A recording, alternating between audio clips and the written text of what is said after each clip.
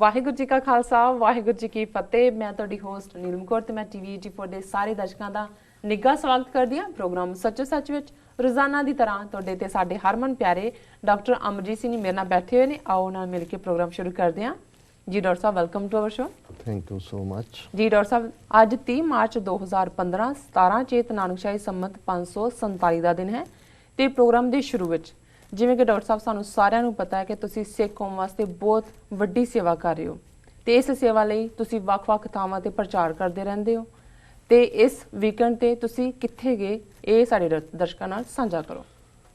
ਦੇਖੋ, ਪਹਿਲਾਂ ਤਾਂ ਸ਼ੁਕਰੀਆ, ਤੁਸੀਂ ਸਾਨੂੰ ਵੱਡੇ ਸੇਵਾਦਾਰ ਬਣਾਇਆ। ਵੱਡੇ ਤਾਂ ਕੋਈ ਨਹੀਂ, ਨਿੱਕੇ ਜਿਹੇ ਹੀ ਹੈ, ਇਹ 'ਚ ਕੋਈ ਸ਼ੱਕ ਨਹੀਂ ਡਾਕਟਰ ਸਾਹਿਬ। ਦੂਸਰਾ, ਇਹ ਵੀਕਐਂਡ ਨਿਊਯਾਰਕ, ਨਿਊ ਜਰਸੀ ਜਿਹੜਾ ਟਰਾਈ ਸਟੇਟ ਜਿਹਨੂੰ ਕਹਿੰਦੇ ਹੈ, ਔਰ ਕਿਉਂਕਿ ਫੰਕਸ਼ਨ 3 ਸਮਾਗਮ ਸਨ, 2 ਗੁਰਦੁਆਰਾ ਸਾਹਿਬ ਗਲੈਨ ਰੌਕ ਔਰ ਤੀਸਰਾ ਵਾਈਨਲੈਂਡ ਜਿਹੜਾ ਕਿ ਸਾਊਥ ਜਰਸੀ 'ਚ ਹੈ। ਆਲਮੋਸਟ ਇੱਥੋਂ 3-3.5 ਘੰਟੇ ਦੀ ਡਰਾਈਵ ਹੈ ਜੀ।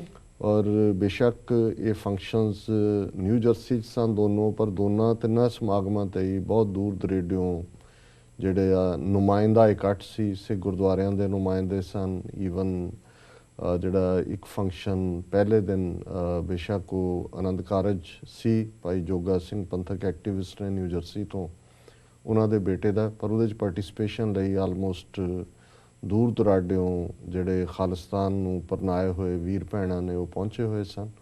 ਬੜਾ ਪ੍ਰਭਾਵਸ਼ਾਲੀ ਇਕੱਠ ਸੀ ਜੀ। ਔਰ ਉਹਦੇ 'ਚ ਵੀ ਬੇਸ਼ੱਕ ਮਾਹੌਲ ਵਿਆਹ ਵਾਲੇ ਤਾਂ ਸ਼ਾਇਦ ਹੋਰ ਮਾਹੌਲ 'ਚ ਹੁੰਦੇ ਨੇ, ਪਰ ਅਸੀਂ ਤਾਂ ਹਰ ਥਾਂ 'ਤੇ ਜਾ ਕੇ ਇੱਕੋ ਹੀ ਗੱਲ ਕਹਿਣੀ ਹੁੰਦੀ ਹੈ ਕਿ ਭਾਈ ਕੌਮ ਦੀ ਆਨ ਅਣਖ, ਔਰ ਜੇ ਅਸੀਂ ਭਵਿੱਖ 'ਚ ਆਪਣੇ ਆਪ ਨੂੰ ਬਤੌਰੇ ਸਿੱਖ, ਪੰਜ ਕਕਾਰੀ ਸਿੱਖ ਔਰ ਆਜ਼ਾਦੀ ਦੇ ਉਸ ਸਿੱਖ ਵਿਚਾਰਧਾਰਾ ਵਾਲੇ ਗੁਣ ਨਾਲ ਉਹ ਸਾਊਥ ਏਸ਼ੀਆ 'ਚ ਆਪਣੀ ਕੌਮ ਨੂੰ ਦੇਖਣਾ ਚਾਹੁੰਦੇ ਜੀ, ਤੇ ਫਿਰ ਉਸ ਦਾ ਇੱਕੋ ਇੱਕ ਰਸਤਾ ਸਾਡੇ ਲਈ ਆਜ਼ਾਦੀ, ਖਾਲਿਸਤਾਨ ਦੀ ਕਾਇਮੀ ਹੈ। ਇਸ ਤੋਂ ਬਿਨਾਂ ਕੋਈ ਹੱਲ ਨਹੀਂ ਹੈ। ਔਰ ਇੱਕ ਚੰਗਾ ਮੈਂ ਸਮਝਦਾ ਵੀ ਮਾਹੌਲ ਸੀ ਕਿ ਜਿਉਂ ਹੀ ਮੈਂ ਆਪਣਾ ਜਿਹੜਾ ਵਿਚਾਰ ਦਿੱਤੇ, ਉਸ ਤੋਂ ਬਾਅਦ ਰਾਦਰ ਲੜਕੇ ਦੇ ਬਾਪ ਨੇ ਹੀ, ਜੋਗਾ ਸਿੰਘ ਨੇ ਖਾਲਿਸਤਾਨ ਜ਼ਿੰਦਾਬਾਦ ਦੇ ਨਾਅਰੇ ਸੰਗਤ ਤੋਂ ਲਵਾਏ। ਸੋ ਕੁੱਲ ਮਿਲਾ ਕੇ ਇਹ ਇੱਕ ਜਿੱਥੇ ਕਈ ਵਾਰ ਕੁਛ ਗੱਲਾਂ ਉਦਾਸੀ ਦੀਆਂ ਵੀ ਕਰਨ ਨੂੰ ਜੀ ਕਰਦਾ ਹੁੰਦਾ ਆਪਣਿਆਂ ਦੇ ਨਾਲ ਕਿ ਭਾਈ 25-30 ਸਾਲ ਦੇ ਤੁਸੀਂ ਤੁਰੇ, ਤੁਹਾਡੇ ਨਾਲ ਦੇ ਸਾਥੀ ਕੋਈ ਸ਼ਹੀਦ ਹੋ ਗਿਆ, ਕੋਈ ਜੇਲ੍ਹਾਂ 'ਚ ਹੈ, ਕੋਈ, ਤੇ ਤੁਸੀਂ ਕਿਸੇ ਨੇ ਗੈਸ ਸਟੇਸ਼ਨ ਵੱਡੇ ਵੱਡੇ 2 ਦੇ 4, 4 ਦੇ 8 ਕਰ ਲਏ, ਘਰ 1 ਮਿਲੀਅਨ ਤੋਂ 2 ਮਿਲੀਅਨ 'ਤੇ ਆ ਗਏ। ਬੜੇ ਹੋਰ ਸਾਰੇ ਪਾਸੇ ਅਸੀਂ ਸਪਰੈਡ ਆਊਟ ਕਰਦੇ ਹਾਂ, ਫਿਕਰ ਦੇ ਨਾਲ ਕਰਦੇ ਹਾਂ, ਕਾਰੋਬਾਰ ਨੂੰ ਕਿਵੇਂ ਸੰਭਾਲਣੇ, ਉਹਨੂੰ ਐਕਸਪੈਂਡ ਕਿਵੇਂ ਕਰਨੇ। ਅਤੇ ਸਾਨੂੰ ਇਸ ਗੱਲ ਦਾ ਫਿਕਰ ਕਿਉਂ ਨਹੀਂ ਹੁੰਦਾ ਕਿ ਵੀ ਕੌਮ ਦੇ ਘਰ ਲਈ ਜਿੱਥੇ ਇੰਨੀਆਂ ਕੁਰਬਾਨੀਆਂ ਹੋਈਆਂ ਨੇ, ਔਰ ਅਸੀਂ ਜਿਹਦਾ ਆਪਣੇ ਆਪ ਨੂੰ ਹਮੇਸ਼ਾ ਉਹਨਾਂ ਦੇ ਨਾਂ 'ਤੇ, ਸ਼ਹੀਦਾਂ ਦੇ ਡੁੱਲੇ ਖੂਨ ਦੇ ਨਾਂ 'ਤੇ, ਇੱਥੇ ਬਹੁਤ ਸਾਰਿਆਂ ਨੇ ਅਸਾਈਲਮਸ ਲਈਆਂ, ਪਰ ਉਹਦੇ 'ਚ ਵੀ ਅਸੀਂ ਆਪਣੇ ਕੌਜ਼ ਪ੍ਰਤੀ ਉਹੀ ਉਤਸ਼ਾਹ ਜਾਂ ਉਹੀ ਤਾਜ਼ਾ ਦਮ ਫੁਰਤੀ ਕਿਉਂ ਨਹੀਂ ਦਿਖਾਉਂਦੇ ਜਿਹੜੇ ਕਿ ਅਸੀਂ ਆਪਣੇ ਕਾਰੋਬਾਰ ਸਪਰੈਡ ਕਰਨ ਲਈ ਦਿਖਾਉਂਦੇ। ਸ਼ਾਮ ਦਾ ਸਮਾਗਮ 7 ਤੋਂ 9 ਵਜੇ ਤੱਕ, 5 ਤੋਂ 7 ਵਜੇ ਤੱਕ ਗਲੈਨ ਰੌਕ ਹੀ ਸੀ। ਉਹ ਜਿਹੜਾ ਸਾਡੇ ਬਹੁਤ ਵੱਡੇ ਇਤਿਹਾਸਕਾਰ, ਸਕਾਲਰ ਹੋਏ ਨੇ, ਨਿਊ ਜਰਸੀ 'ਚ ਰਹਿੰਦੇ ਸਨ, ਸਰਦਾਰ ਸੁਰਜੀਤ ਸਿੰਘ ਗਾਂਧੀ, ਉਹ 23 ਮਾਰਚ ਨੂੰ ਚੜ੍ਹਾਈ ਕਰ ਗਏ ਲਗਭਗ 82 ਸਾਲ ਦੀ ਉਮਰ 'ਚ ਜੀ। ਉਹਨਾਂ ਨੇ 30 ਦੇ ਲਗਭਗ ਕਿਤਾਬਾਂ ਜਿਹੜੀਆਂ ਨੇ ਉਹ ਪੰਥਕ ਮਸਲਿਆਂ ਦੇ ਉੱਤੇ ਲਿਖੀਆਂ। 18ਵੀਂ ਸਦੀ 'ਚ ਸਿੱਖ ਰਾਜ ਦੇ ਉੱਤੇ ਪ੍ਰੋਫੈਸਰ ਸਨ, ਹਿਸਟਰੀ ਦੇ ਪ੍ਰਿੰਸੀਪਲ, ਰਿਟਾਇਰ ਹੋਏ। ਔਰ ਮੈਨੂੰ ਯਾਦ ਹੈ ਵੀ ਗਲੈਨ ਰੌਕ ਜਦੋਂ ਵੀ ਮੈਂ ਕਦੇ ਬੋਲਣ ਲਈ ਗਿਆ, ਉਹ ਦੀਵਾਨ ਦਾ ਹਿੱਸਾ ਹੀ ਹੁੰਦੇ ਸਨ, ਔਰ ਉਸ ਤੋਂ ਬਾਅਦ ਸਮਾਪਤੀ ਤੋਂ ਬਾਅਦ ਕਿੰਨੀ ਦੇਰ ਉਹ ਆਪਣੀ ਗਲਵੱਕੜੀ 'ਚੋਂ ਨਹੀਂ ਸੀ ਛੱਡਦੇ ਜੀ। ਔਰ ਉਹਨਾਂ ਦਾ ਬੇਟਾ ਵੀ ਜਦੋਂ ਅਸੀਂ ਸ਼ਰਧਾਂਜਲੀ ਸਮਾਰੋਹ 'ਤੇ ਪਹੁੰਚੇ, ਉਹਨਾਂ ਨੇ ਕਿਹਾ ਜੀ ਵੀ ਤੁਹਾਡਾ ਨਾਂ ਉਹ ਹਮੇਸ਼ਾ ਹੀ ਬੜੇ ਪਿਆਰ ਔਰ ਇੱਜ਼ਤ ਨਾਲ ਲੈਂਦੇ ਸੀ। ਸੋ ਮੈਂ ਸਮਝਦਾ ਵੀ ਚਲੋ ਅਸੀਂ ਤਾਂ ਅਜੇ ਬੱਚੇ ਹੈ ਇਹਨਾਂ ਸਾਰਿਆਂ ਦੇ, ਜਿਹੜੇ ਐਸਟੈਬਲਿਸ਼ਡ ਸਾਡੇ ਹਿਸਟੋਰੀਅਨ ਔਰ ਸੁਰਜੀਤ ਸਿੰਘ ਗਾਂਧੀ ਵਰਗੇ ਜਿਹੜੇ ਸਕਾਲਰ ਨੇ, ਲੇਕਿਨ ਇਸ ਗੱਲ ਤੋਂ ਹੌਸਲਾ ਮਿਲਦਾ ਹੈ ਜਦੋਂ ਇਸ ਲੈਵਲ ਦੇ ਇਨਸਾਨ ਤੁਹਾਨੂੰ ਥਾਪੜਾ ਵੀ ਦਿੰਦੇ ਨੇ, ਇਹ ਲੱਗਦਾ ਹੈ ਕਿ ਵੀ ਅਸੀਂ ਠੀਕ ਜਿਹੜਾ ਰਸਤੇ 'ਤੇ ਜਾ ਰਹੇ। ਸੰਡੇ ਦਾ ਫੰਕਸ਼ਨ ਮੁੱਖ ਤੌਰ 'ਤੇ ਜਿਹੜਾ ਵਾਈਨ ਸਿਟੀ ਨਿਊ ਜਰਸੀ ਦੇ ਸਾਊਥ 'ਚ, ਔਰ ਪਹਿਲਾਂ ਤਾਂ ਉਹਨਾਂ ਨੇ ਵੀ ਇੱਕ ਗੱਲ ਸੁਣਾਈ, ਉਹਨਾਂ ਦੇ ਇੱਕ ਅਹੁਦੇਦਾਰ ਨੇ ਕਹਿਣ ਲੱਗੇ ਜੀ 5 ਸਾਲ ਪਹਿਲਾਂ ਅਸੀਂ ਇਹਦਾ ਉਦਘਾਟਨ ਕੀਤਾ। ਵੈਸੇ ਜਿਹੜਾ ਸਮਾਗਮ ਉਹਨਾਂ ਨੇ ਰੱਖਿਆ ਸੀ ਜਿੱਥੇ 5 ਸਾਲ ਪੂਰੇ ਹੋਣ ਤੇ ਸੀ, ਉੱਥੇ ਬਾਬਾ ਨਿਧਾਨ ਸਿੰਘ ਹਜ਼ੂਰ ਸਾਹਿਬ ਵਾਲੇ ਕਰਕੇ, ਜਿਨ੍ਹਾਂ ਦਾ ਨਾਂ ਪੰਥ ਦੇ ਵਿੱਚ ਬੜਾ ਮਕਬੂਲ ਹੈ, ਜੀ ਜਿਨ੍ਹਾਂ ਨੇ ਬੜੀ ਸ਼ਿੱਦਤ ਦੇ ਨਾਲ 20ਵੀਂ ਸਦੀ ਦੇ ਸ਼ੁਰੂਆਤ 'ਚ ਭਾਰੀ ਔਕੜਾਂ ਦੇ ਬਾਵਜੂਦ ਉੱਥੇ ਜਿਹੜਾ ਸਦਾ ਵਰਤ ਲੰਗਰ ਜਾਰੀ ਕੀਤਾ। ਅੱਜ ਵੀ ਤਖਤ ਸਾਹਿਬ ਦੇ ਔਰ ਦੂਸਰੇ ਗੁਰਧਾਮਾਂ ਦੇ ਦਰਸ਼ਨ ਕਰਨ ਵਾਲੀਆਂ ਸੰਗਤਾਂ ਜਿਹੜੀਆਂ ਨੇ ਉਹ ਲੰਗਰ ਬਾਬਾ ਨਿਧਾਨ ਸਿੰਘ ਆ ਕੇ ਲੰਗਰ ਛਕਦੀਆਂ ਨੇ। ਹੁਣ ਹਾਲਾਂਕਿ ਮੈਨੂੰ ਕੋਈ ਹੋਰ ਸੱਜਣ ਦੱਸ ਰਹੇ ਸੀ ਕਿ ਜੀ ਹੁਣ ਤਖਤ ਸਾਹਿਬ ਵਿਖੇ ਵੀ ਲੰਗਰ ਦਾ ਅੱਛਾ ਪ੍ਰਬੰਧ ਹੋ ਰਿਹਾ, ਲੇਕਿਨ ਇੱਕ ਪੀਰੀਅਡ ਸੀ ਕਿ ਉਹ ਸਾਰੀਆਂ ਥਾਵਾਂ ਦੂਰ ਦੁਰਾਡੇ ਸਨ, ਕੋਈ ਟਰਾਂਸਪੋਰਟੇਸ਼ਨ ਦੇ ਵੀ ਪ੍ਰੋਪਰ ਸਾਧਨ ਨਹੀਂ ਸੀ ਜਿਵੇਂ ਅੱਜ ਨੇ। ਤੇ ਉਸ ਡਿਫਿਕਲਟ ਸਮੇਂ 'ਚ ਉਹਨਾਂ ਨੇ ਬੜੇ ਜਿਹੜੇ ਔਖੇ ਹਾਲਾਤ ਦੇ ਵਿੱਚ ਲੋਕਲ ਵਿਰੋਧਤਾ ਹੋਣ ਦੇ ਬਾਵਜੂਦ ਇਹ ਬੜੀ ਵੱਡੀ ਸੇਵਾ ਸ਼ੁਰੂ ਕੀਤੀ ਜੀ। ਔਰ ਜਿਵੇਂ ਇੱਕ ਪ੍ਰਚਲਿਤ ਗਾਥਾ ਹੈ ਉਹਨਾਂ ਬਾਰੇ ਕਿ ਭਾਈ ਜਦੋਂ ਉਹਨਾਂ ਦਾ ਇੰਨਾ ਕੁ ਵਿਰੋਧ ਹੋਇਆ, ਉਹ ਤੁਰ ਪਏ, ਸਟੇਸ਼ਨ ਤੇ ਪਹੁੰਚ ਗਏ, ਜਾਂ ਉਹਨਾਂ ਨੂੰ ਉੱਥੇ ਜਿਹੜਾ ਖਿਆਲ ਆਇਆ ਜਾਂ ਜਿਹਨੂੰ ਅਸੀਂ ਡਿਵਾਈਨ ਡ੍ਰੀਮ ਕਹਿੰਦੇ ਹਾਂ, ਡਿਵਾਈਨ ਇਨਸਪੀਰੇਸ਼ਨ ਆਈ ਜੀ ਕਿ ਗੁਰੂ ਕਲਗੀਧਰ ਪਾਤਸ਼ਾਹ ਨੇ ਥਾਪੜਾ ਦੇ ਕੇ ਉਹਨਾਂ ਨੂੰ ਕਿਹਾ ਵੀ ਨਹੀਂ, ਨਿਧਾਨ ਸਿੰਘ ਵਾਪਸ ਨਹੀਂ ਮੁੜਨਾ ਹੈ। ਉਹਨਾਂ ਨੂੰ ਲੱਗਾ ਵੀ ਇੰਨਾ ਵਿਰੋਧ ਹੈ, ਮੈਂ ਚੱਲਦਾ ਪੰਜਾਬ ਹੀ ਜਾ ਕੇ ਨਾਮ ਸਿਮਰਨ ਕਰਦੇ ਹਾਂ, ਸੇਵਾ ਕਰਦੇ ਹਾਂ। ਤੇ ਜਿਹੜੀ ਇੱਕ ਬੜਾ ਪਪੂਲਰ ਫਰੇਜ਼ ਅਕਸਰ ਇਸਤੇਮਾਲ ਹੁੰਦਾ ਹੈ ਕਿ ਜੀ ਉਹਨਾਂ ਨੇ ਕਿਹਾ ਤੂੰ ਫਿਕਰ ਨਾ ਕਰ, ਹੱਥ ਤੇਰਾ ਤੇ ਖੀਸਾ ਮੇਰਾ, ਕੋਈ ਕਮੀ ਨਹੀਂ ਆਏਗੀ। ਔਰ ਵੈਸੇ ਅਸੀਂ ਆਪਣੇ ਬਜ਼ੁਰਗਾਂ ਤੋਂ ਵੀ ਸੁਣਦੇ ਆਏ, ਹੋਰਨਾਂ ਤੋਂ ਵੀ, ਇਹ ਕਾਫੀ ਸਮੇਂ ਤੋਂ ਹੀ ਜਿਹੜਾ ਉੱਥੋਂ ਦੇ ਲੰਗਰ ਦੀ ਐਸਟੈਬਲਿਸ਼ਮੈਂਟ ਹੈ ਉਹ ਆਪਣੇ ਆਪ ਦੇ ਵਿੱਚ ਬੜੀ ਯੂਨੀਕ ਹੈ। ਔਰ ਅੱਜ ਵੀ ਉਸੇ ਹੀ ਜਿਹੜਾ ਚੜ੍ਹਦੀ ਕਲਾ ਦੇ ਵਿੱਚ ਜਿਹੜਾ ਇਹੀ ਨਹੀਂ ਵੀ ਉੱਥੋਂ ਤੱਕ ਲੰਗਰ ਮਹਿਦੂਦ ਹੈ, ਈਵਨ ਪੰਜਾਬ ਦੇ ਵਿੱਚ ਵੀ ਜਾਂ ਹੋਰ ਉੱਥੇ ਵੀ ਕੋਈ ਪੰਥਕ ਸਮਾਗਮ ਜਿਹੜੇ ਹੁੰਦੇ ਨੇ, ਔਰ ਜਿਹੜੇ ਉਹਨਾਂ ਦੇ ਮੌਜੂਦਾ ਉੱਥੇ ਮੁਖੀ ਨੇ ਸੇਵਾਦਾਰ ਬਲਵਿੰਦਰ ਸਿੰਘ ਜੀ, ਜਿਵੇਂ ਉੱਥੇ ਦੱਸਿਆ ਗਿਆ ਦੀਵਾਨ 'ਚ ਵੀ, ਉਹਨਾਂ ਨੇ ਮੌਜੂਦਾ ਸੰਘਰਸ਼ ਦੇ ਵਿੱਚ ਵੀ ਬਹੁਤ ਟਾਰਚਰ ਸਹਿ। ਸੋ ਉਹਨਾਂ ਦੇ ਜਿਸ ਨਿਡਾੜੋ ਉਹਨਾਂ ਦਾ ਪਿੰਡ ਸੀ ਡਿਸਟ੍ਰਿਕਟ ਹੁਸ਼ਿਆਰਪੁਰ 'ਚ, ਸੋ ਉਹਨਾਂ ਦੇ ਇਲਾਕੇ ਦੇ ਜਿਹੜੇ ਸ਼ਰਧਾਵਾਨ ਗੁਰਸਿੱਖ ਹੁੰਦੇ ਨੇ, ਜਿਹੜੇ ਵੀ ਆਪਣੇ, ਇਹ ਵੀ ਇੱਕ ਪਾਰਟ ਹੈ। ਔਰ ਇਹਦੇ 'ਚ ਇੱਕ ਗੱਲ ਜਿਹੜੀ ਮੈਂ ਦੀਵਾਨ ਦੇ ਵਿੱਚ ਵੀ ਆਪਣੇ ਐਡਰੈਸ ਦੇ ਵਿੱਚ ਕਹੀ ਸੀ ਕਿ ਬਹੁਤ ਵਾਰ ਅਸੀਂ ਜਿਹੜੇ ਪਖੰਡੀ ਕਿਸਮ ਦੇ ਬਾਬੇ ਨੇ ਜਿਨ੍ਹਾਂ ਦੀ ਅੱਜ ਬਹੁਤਿਆਤ ਹੈ, ਉਹਨਾਂ ਦੇ ਹਵਾਲੇ ਨਾਲ ਹਰ ਇੱਕ ਨੂੰ ਹੀ ਜਿਹੜਾ ਇੱਕੋ ਜਿਹੜਾ ਜਿਸ ਨੂੰ ਕਹਿੰਦੇ ਨੇ ਵੀ ਇੱਕੋ ਡਾਂਗ ਦੇ ਨਾਲ ਧੱਕਣ ਤੱਕ ਜਾਂਦੇ ਜੀ। ਉਹ ਜਿਹੜੇ ਫਕੀਰ ਕਿਸਮ ਦੇ ਜੁੜੇ ਹੋਏ ਗੁਰੂ ਦੇ ਨਾਲ ਪਿਆਰੇ ਪੰਜ ਕਕਾਰੀ ਅੰਮ੍ਰਿਤਧਾਰੀ ਰੂਪ ਦਾ ਪ੍ਰਚਾਰ ਕਰਨ ਵਾਲੇ ਔਰ ਸੇਵਾਦਾਰ ਨੇ, ਉਹ ਆਪ ਨਹੀਂ ਆਪਣੇ ਆਪ ਨੂੰ ਸੰਤ ਕਹਾਉਂਦੇ, ਉਹ ਤਾਂ ਲੁਕਦੇ ਫਿਰਦੇ ਨੇ ਉਸ ਤਾਂ ਕਿ ਉਹਨਾਂ ਨੂੰ ਇਕਾਂਤ ਰਹੇ, ਉਹ ਸੋਭਾ ਤੋਂ ਦੂਰ, ਵਡਿਆਈ ਤੋਂ ਦੂਰ ਜਿਹੜੀ ਕਿ ਹਉਮੈ ਜਾਂ ਈਗੋ ਨੂੰ ਪੈਦਾ ਕਰਦੀ ਹੈ। ਪਰ ਉਹਨਾਂ ਦੀ ਸੇਵਾ ਔਰ ਉਹਨਾਂ ਦਾ ਇਸ ਕਿਸਮ ਦਾ, ਜਿਵੇਂ ਭਾਈ ਵੀਰ ਸਿੰਘ ਜੀ ਨੇ ਫਰਮਾਇਆ ਇੱਕ ਥਾਂ ਤੇ ਕਿ ਮੇਰੀ ਛਿਪੇ ਰਹਿਣ ਦੀ ਚਾਹ, ਛਿਪੇ ਤੁਰ ਜਾਣ ਦੀ, ਹਾਏ ਪੂਰੀ ਹੁੰਦੀ ਨਾ ਯਤਨ ਮੈਂ ਕਰ ਰਿਹਾ। ਉਹ ਤਾਂ ਛੁਪਦੇ ਨੇ ਤੇ ਇਹੀ ਗੱਲ ਔਰ ਉਹਨਾਂ ਦੇ ਗੁਣ ਲੋਕ ਜਿਹੜੇ ਨੇ ਉਹਨਾਂ ਨੂੰ ਸੰਤ ਜਾਂ ਬਾਬਾ ਸ਼ਬਦ ਦੇ ਨਾਲ ਸੰਬੋਧਨ ਕਰਦੇ ਨੇ। ਸੋ ਅਸੀਂ ਸਮਝਦੇ ਹਾਂ ਕਿ ਇਹ ਪਾਰਟ ਸਾਡੇ ਲਈ ਇੱਕ ਬੜਾ ਅੱਛਾ ਐਕਸਪੀਰੀਅੰਸ ਸੀ। ਬੜਾ ਸੋਹਣਾ ਗੁਰਦੁਆਰਾ ਸਾਹਿਬ ਉਹਨਾਂ ਨੇ ਬਣਾਇਆ, ਸਾਹਮਣੇ ਚਰਚ ਹੈ ਉਸ ਦੇ, ਔਰ ਜਿਸ ਕਿਸਮ ਦਾ ਈਵਨ ਵੱਡਾ ਇੱਕ ਮੈਸੇਜ ਹਿਊਮੈਨਿਟੀ ਦੇ ਪਿਆਰ ਦਾ ਉਹਨਾਂ ਨੇ ਉੱਥੇ ਲਿਖਿਆ।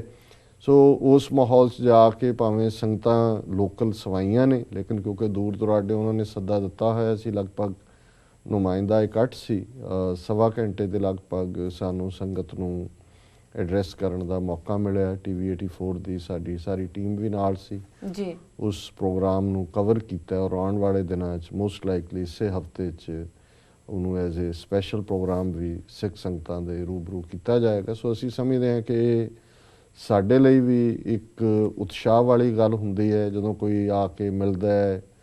TV 84 ਤੋਂ ਉਸਨੇ ਜਾਣਿਆ ਹੁੰਦਾ ਹੈ, ਯੰਗਸਟਰ ਬੱਚੇ ਬੱਚੀਆਂ, ਔਰ ਚੰਗਾ ਲੱਗਾ ਉੱਥੇ ਇੱਕ ਬੜਾ ਯੰਗ ਬੱਚਿਆਂ ਦਾ ਜਿਹੜੇ ਸਟੂਡੈਂਟ ਨੇ, ਰਾਗੀ ਜੱਥਾ ਜਿਹੜਾ ਉਹਨਾਂ ਨੇ ਬੜਾ 40 ਮਿੰਟ ਦੇ ਕਰੀਬ ਰਾਗਾਂ ਦੇ ਵਿੱਚ, ਨਿਰਧਾਰਿਤ ਰਾਗਾਂ 'ਚ ਕੀਰਤਨ ਕੀਤਾ। ਸੋ ਮੈਂ ਸਮਝਦਾ ਵੀ ਇੱਕ ਪਾਸੇ ਜਿੱਥੇ ਕਮਜ਼ੋਰ ਪਾਰਟ ਵੀ ਸਾਹਮਣੇ ਆਉਂਦਾ ਹੈ, ਡੀਜਨਰੇਸ਼ਨ ਦੀ ਗੱਲ ਵੀ ਹੈ, ਉੱਥੇ ਇਸ ਕਿਸਮ ਦੇ ਮਾਹੌਲ 'ਚ ਜਾ ਕੇ ਜਿੱਥੇ ਤੁਹਾਨੂੰ ਲੱਗਦਾ ਹੈ ਕਿ ਪੰਥਕ ਚੜ੍ਹਦੀ ਕਲਾ ਦੀ ਗੱਲ ਹੁੰਦੀ ਹੈ ਔਰ ਖ਼ਾਸ ਤੌਰ 'ਤੇ ਬੱਚਿਆਂ ਦੇ ਹਵਾਲੇ ਨਾਲ ਯੰਗਸਟਰਸ ਸੇਵਾ ਕਰਦੇ ਨੇ ਔਰ ਉਸ ਨਾਲ ਜੁੜੇ ਹੋਏ ਨੇ।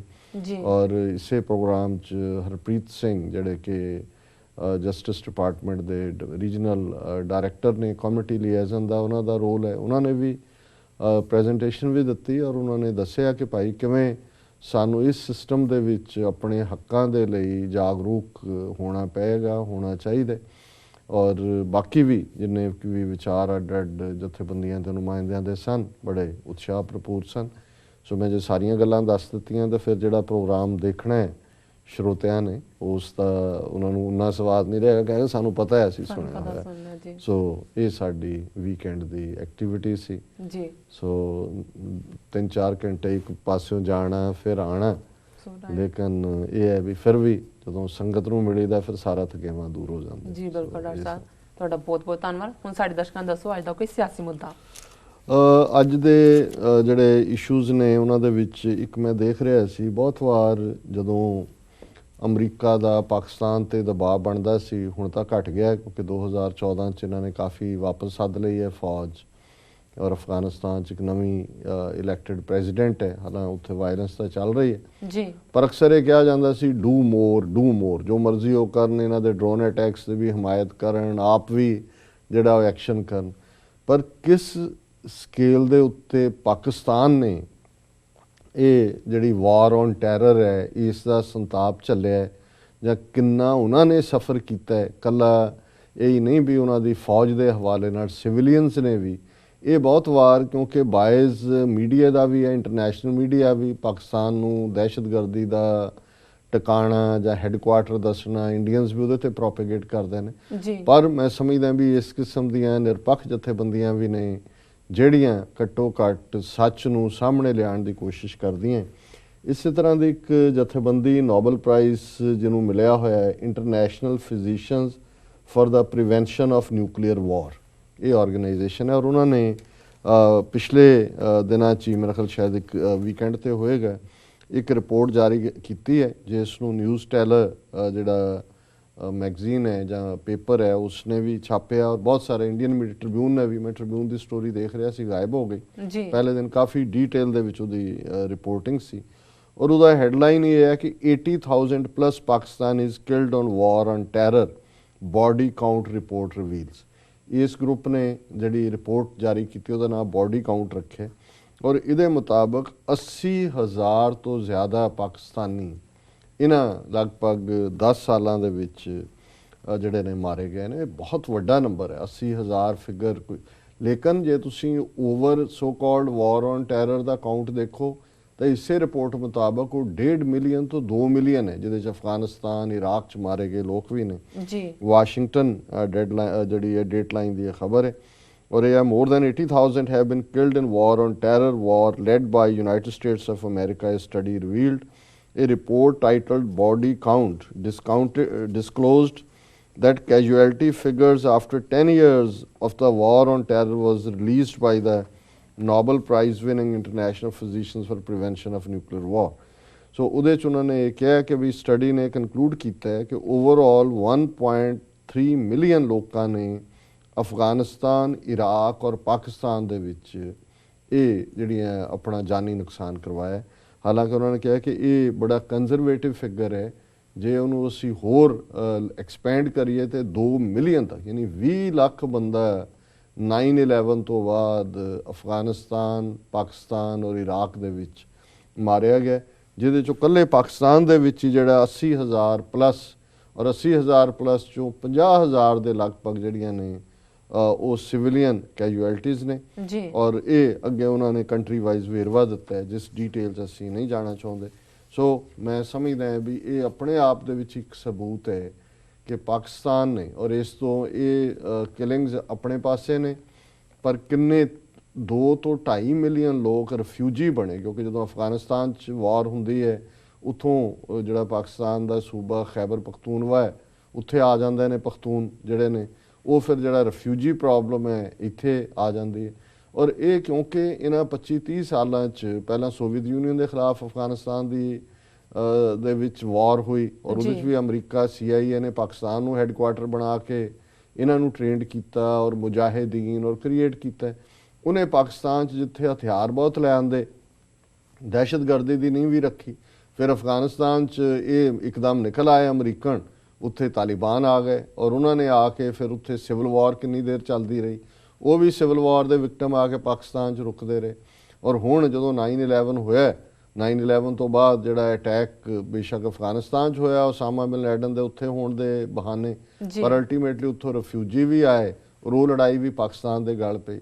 ਸੋ ਅਸੀਂ ਸਮਝਦੇ ਹਾਂ ਵੀ ਅੱਜ ਜਿਹੜਾ ਪਾਕਿਸਤਾਨ ਦੇ ਵਿੱਚ ਦਹਿਸ਼ਤਗਰਦਾਂ ਦਾ ਜੋ ਵੀ ਉਹਨਾਂ ਦਾ ਅੱਡੇ ਟਿਕਾਣਿਆਂ ਦੀ ਗੱਲ ਹੁੰਦੀ ਹੈ, ਇਹਦੇ ਲਈ ਬਹੁਤ ਹੱਦ ਤੱਕ ਇਹ ਬਾਹਰਲੀਆਂ ਪਾਵਰ ਜਿਨ੍ਹਾਂ ਨੇ ਸੋਵੀਅਤ ਯੂਨੀਅਨ ਨੇ ਵੀ ਵਾਰ ਮੁੱਕੀ ਉੱਥੋਂ, ਜਦੋਂ ਜਿਹੜਾ ਅਮਰੀਕਾ ਨੇ ਸੋਵੀਅਤ ਯੂਨੀਅਨ ਕੱਢਿਆ ਉੱਥੋਂ, ਉਸ ਤੋਂ ਬਾਅਦ ਆ ਗਏ ਉਹਨਾਂ ਨੂੰ ਅਬੈਂਡਨ ਕਰਕੇ।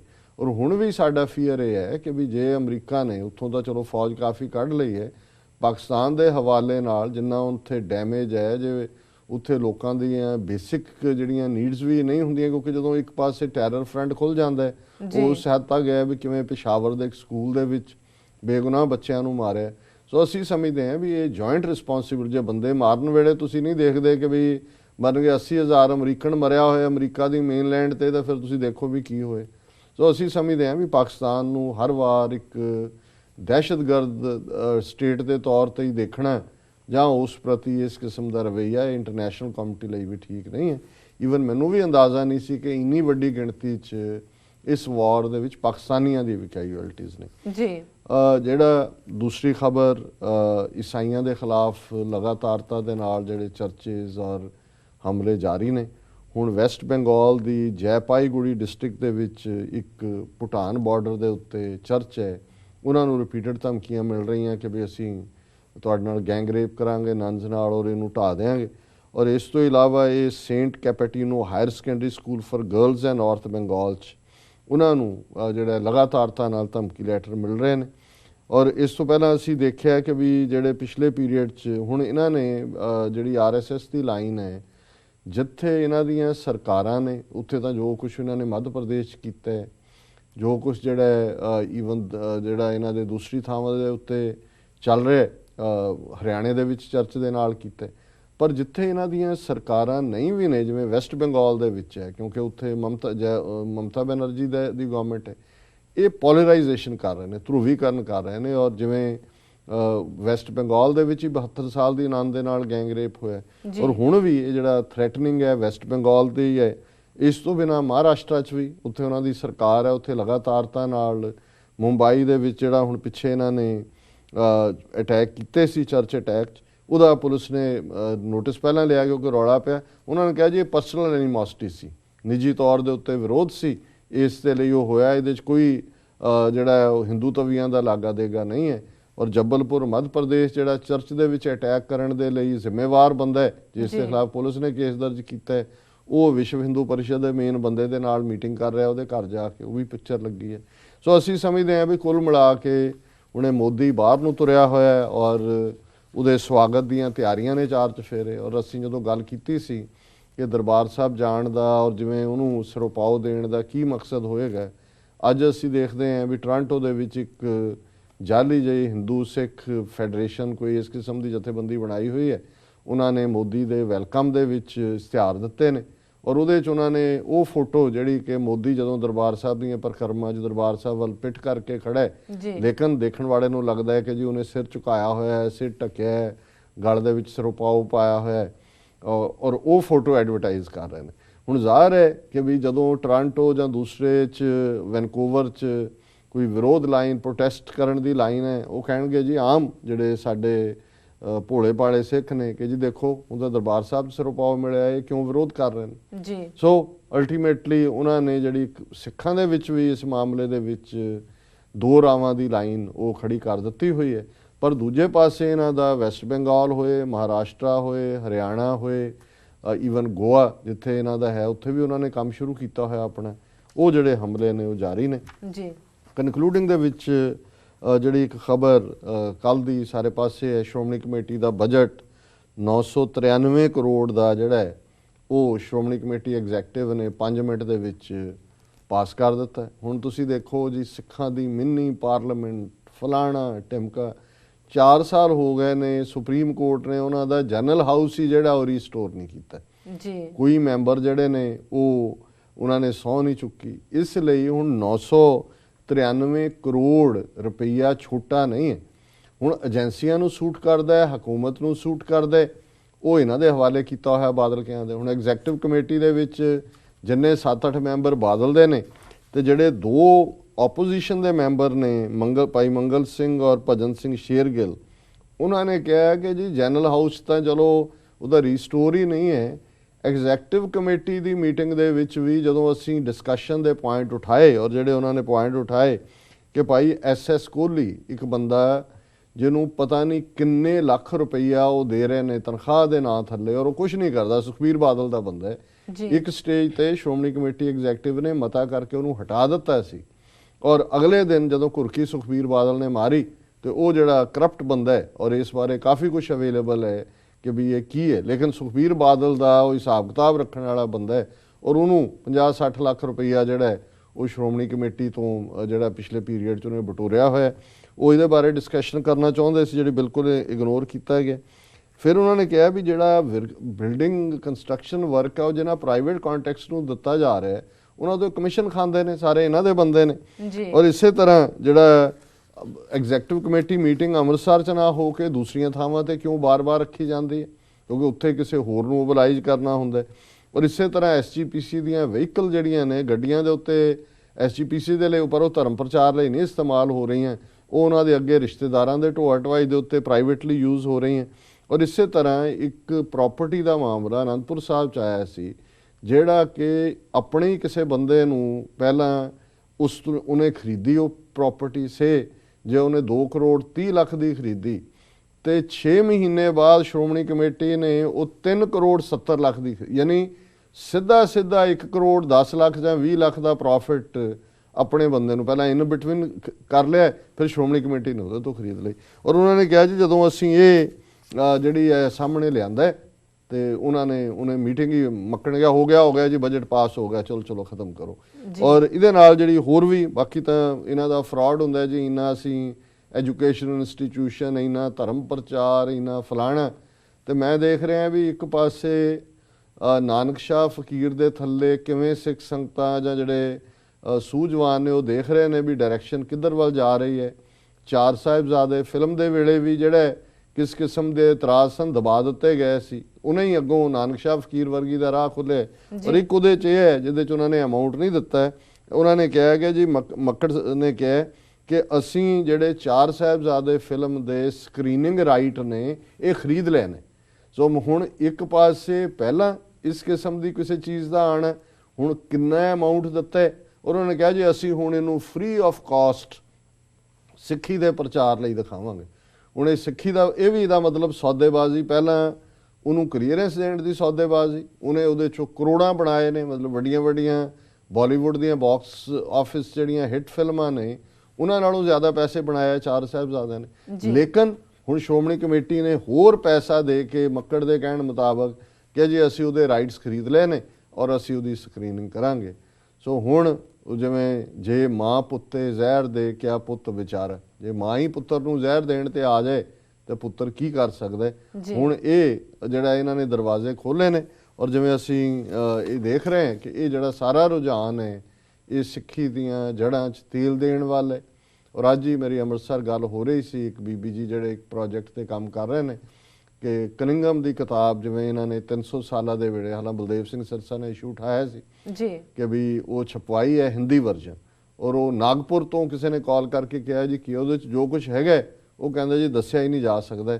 ਤੇ ਸ਼੍ਰੋਮਣੀ ਕਮੇਟੀ ਦਾ ਜਦੋਂ ਜੁਡੀਸ਼ੀਅਲ ਕਮਿਸ਼ਨ ਦੇ ਸਾਹਮਣੇ ਇਸ਼ੂ ਆਇਆ, ਜਿਹੜਾ ਵੀ ਉਹਨਾਂ ਦਾ ਗੁਰਦੁਆਰਾ ਕਮਿਸ਼ਨ ਨਾਟ ਜੁਡੀਸ਼ੀਅਲ ਕਮਿਸ਼ਨ, ਉੱਥੇ ਸ਼੍ਰੋਮਣੀ ਕਮੇਟੀ ਨੇ ਕਿਹਾ ਜੀ ਗਲਤੀ ਹੋ ਗਈ ਸਾਡੇ ਤੋਂ, ਅਸੀਂ ਮਾਫੀ ਮੰਗਦੇ, ਤੇ ਉਹ ਕਿਤਾਬਾਂ ਜਿਹੜੀਆਂ ਛਪੀਆਂ ਉਹ ਕੋਈ ਰੀਕਾਲ ਨਹੀਂ ਹੋਈਆਂ।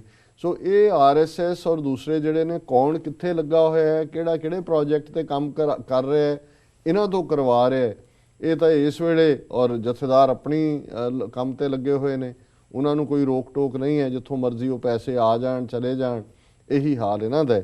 ਸੋ ਇਹ 993 ਕਰੋੜ ਦੇ ਵਿੱਚ ਹੁਣ ਇਹ ਜਿਹੜਾ ਅਗਲਾ ਸਾਲ ਇਹਨਾਂ ਦੇ ਲਈ ਫ੍ਰੀ ਹੈ। 993 ਕਰੋੜ ਬਾਦਲ ਦੀ ਮੱਕੜ ਦੀ ਜੇਬ 'ਚ ਹੈ, ਜਿੱਧਰ ਮਰਜ਼ੀ ਵੰਡਣ, ਜਿੱਧਰ ਮਰਜ਼ੀ ਖਾਣ, ਯਾਰ ਬਾਸ਼ਿਆਂ ਨੂੰ ਜਿਹੜਾ ਉਹ ਰਜਾਣ। ਤੇ ਜੈ ਬੋਲੋ ਬੇਈਮਾਨ ਕੀ। ਜੀ ਡਾਕਟਰ ਸਾਹਿਬ ਬਿਲਕੁਲ ਅਹਿਮ ਮੁੱਦਿਆਂ ਦੀ ਜਾਣਕਾਰੀ ਦੇਣ ਲਈ ਤੁਹਾਡਾ ਬਹੁਤ ਬਹੁਤ ਧੰਨਵਾਦ। ਇਸ ਨਾਲ ਲੈਣੇ ਬ੍ਰੇਕ। ਵਿਊਅਰਸ ਤੁਸੀਂ ਕਿਤੇ ਨਹੀਂ ਜਾਣਾ, ਮਿਲਦੇ ਹਾਂ ਛੋਟੇ ਵਕਫੇ ਤੋਂ ਬਾਅਦ।